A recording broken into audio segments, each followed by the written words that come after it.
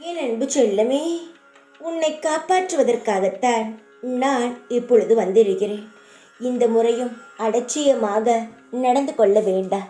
அலட்சியமாக நடந்தால் எனக்கொன்றுமல்ல, உனக்குத்தான் ஆபத்து. அதனால் நான் வரும் ஆபத்தை தடுப்பதற்காக வந்த என்னை தள்ளிவிட்டு உன் வேலையை பார்த்து கொண்டு சென்று விடாதே. என்னுடைய தங்கமே, சிலர் உன்னை திசை திருப்புவதற்காக பல பல செயல்களை உன் வாழ்க்கையில் செய்ய சொல்லலாம். நீ ஒன்றை செய்து கொண்டு இருப்பாய்.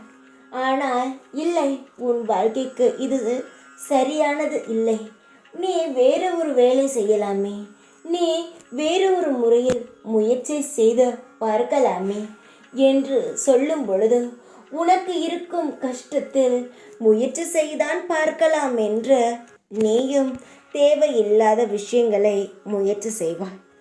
ஆனால் உன்னுடைய வாழ்க்கைக்கு அது நல்ல முறையில் அமையாது என்பதுதான் உண்மை. என் தங்கமே, இப்பொழுது நடந்து கொண்டிருக்கும் கெட்ட நேரமானது உனக்கு சில விஷயங்களை நல்லதாக ஏற்படுத்தி தராமல் இருக்கலாம். ஆனால் உன் வாழ்க்கைக்கு எது நல்லது என்பது எனக்கு தெரிந்துதான் நான் உன்னை இப்பொழுது நல்ல வேலையில் அமர்த்தி இருக்கிறேன். ஆனால் சிலர் உன்னுடைய வாழ்க்கையை எடுக்கலாம் என்றுதான் பல திட்டம் தீட்டுகிறார்கள். அதை நீ புரிந்து கொள். உன்னை எப்படி உன் வேலையிலிருந்து தூக்கலாம், உன் குடும்பத்தை எப்படி கஷ்டப்படுத்தலாம் என்று தப்பாக யோசித்து கொண்டு இருக்கிறார்கள். அதனால் யார் சொல்வதையும் நீ காதில் கேட்காமல் உன்னுடைய செயலிலும் உன்னுடைய விஷயத்திலும் கண்ணும் கருத்துமாக இரு. யார் சொன்னாலும் எதையும் கேட்க வேண்டாம்.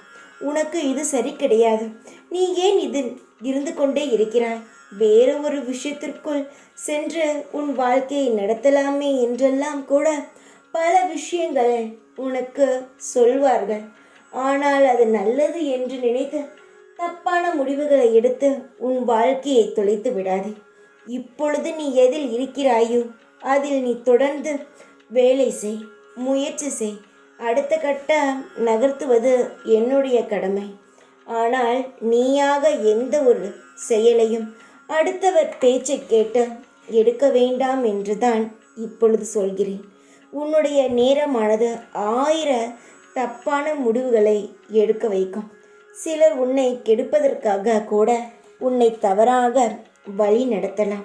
அதனால் சொல்கிறேன் தங்கமே, எதுவாக இருந்தாலும் யோசிக்காமல் எடுத்தோம் கவுத்தோம் என்ற முடிவுக்கு வந்துவிடாதே.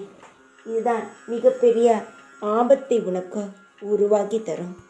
உனக்கு ஆபத்து வரக்கூடாது என்று நீ நினைத்தால் மற்றவர்கள் பேச்சை கேட்பதை நீ குறைத்து உன்னுடைய சுயமான மூளை என்ன சொல்கிறதோ அதன்படி நடந்தால் எந்த ஒரு ஆபத்தும் உனக்கு வராது.